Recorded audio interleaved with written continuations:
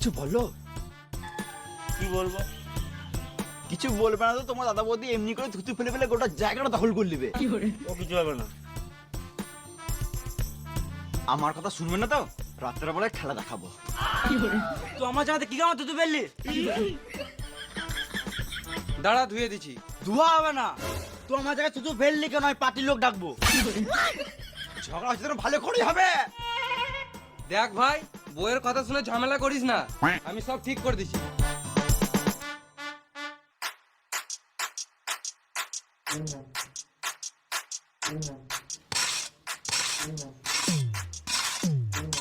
দেখো আমাদের মাটি লিলল, এমনি করে একদম গোটা জায়গাটা দখল করে নেবে।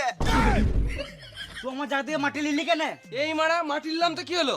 আবার তো আগের মতন হয়ে গেল। তুইও খুশি, আমিও খুশি। আমি খুশি নই, তোমার জায়গা থেকে মাটি নিল কেন?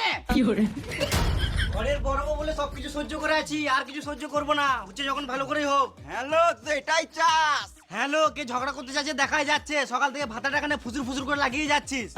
দেখো যেমন তাই বলছে, আর তুমি চুপচাপ করে শুনছো। তুমি তো আমাকে ভালোই বাসো না। ঘরের ভিতরে চলে তো এখন ভালোবাসা দেখাবো। তোমার তো শুধু খাবো আর গুতাবো। তোমার বৌদি তখন থেকে বলে গেছে